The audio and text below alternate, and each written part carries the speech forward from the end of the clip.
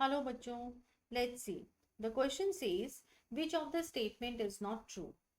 Option 1, K2Cr2O7 solution is acidic medium is orange.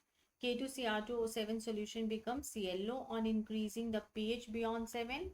On passing H2S through acidified K2Cr2O7 solution, a milky color is observed. और last कह रहा है Na2Cr2O7 is preferred over K2Cr2O7 in volumetric analysis. अब देखो बच्चों, जो question है वो हमें क्या कह रहा है कि जो पोटेशियम डाइक्रोमेट है, पोटेशियम डाइक्रोमेट आपका जो है उसके बारे में स्टेटमेंट्स है और कौन सा गलत स्टेटमेंट है। तो पहले हम इसका जो की कॉन्सेप्ट है वो समझ लेते हैं। K2Cr2O7 का मतलब पोटेशियम डाइक्रोमेट। अब ये जो है ये काफी स्ट्रॉन्ग ऑक्सीडाइजिंग एजेंट होता है और इसका जो कलर है वो डिपेंड करता है ऑन पीएच। देखो बहुत क्लियर है कि हमारा जो पीएच है वो अगर ये Cr2O7 2- होगा इसमें, तो ये हमें क्या देगा, ऑरेंज कलर। ओके, और अगर Cr2O4 2- आयन होगा तो ये हमें देगा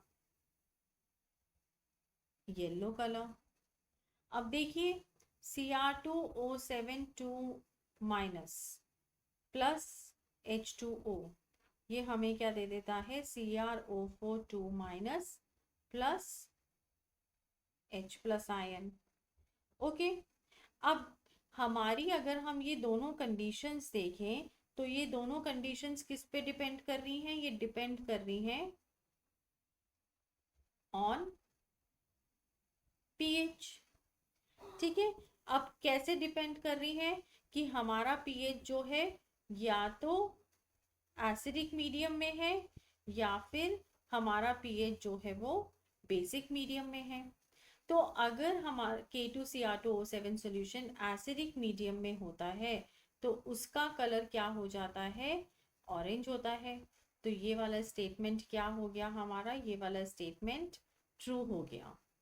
अगर हमारा पीएच इंक्रीज होता है मतलब कि बेसिक होता है तो उसका कलर येलो होता है, तो ये भी स्टेटमेंट हमारा ट्रू हो गया। अब अगर हम बात करें K2Cr2O7 प्लस 4H2SO4 की प्लस H2S, ठीक है, तो ये क्या कर रहा है, हमें ये सल्फर दे रहा है, पोटेशियम सल्फेट दे रहा है, Cr2SO4 3 दे रहा है, प्लस वाटर मॉलिक्यूल दे रहा है। ये मिल्की कलर दे रहा है because of the presence of the sulphur. तो ये वाला स्टेटमेंट भी हमारा ट्रू हो गया। अगर हम फोर्थ स्टेटमेंट की बात करें Na2Cr2O7 की, तो ये जो है ये हाइग्रोस्कोपिक नेचर का होता है और ये काफी डिफिकल्ट हो जाता है टू प्रिपेयर स्टैंडर्ड सॉल्यूशन। क्यों, क्योंकि हम एटमॉस्फेरिक कंडीशन में इसको प्रॉपरली वे नहीं कर पाते हैं, एक्यूरेटली वे नहीं कर पाते हैं, और वॉल्यूमेट्रिक एनालिसिस के अंदर हमें एक्यूरेट वेरिएशंस वैल्यूज चाहिए।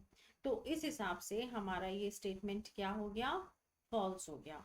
देयरफॉर हम ये कह सकते हैं कि क्वेश्चन ने हमसे क्या पूछा, नॉट ट्रू, तो हमारा यहाँ पे आंसर क्या हो गया, option D. Hope you understood it well, thank you.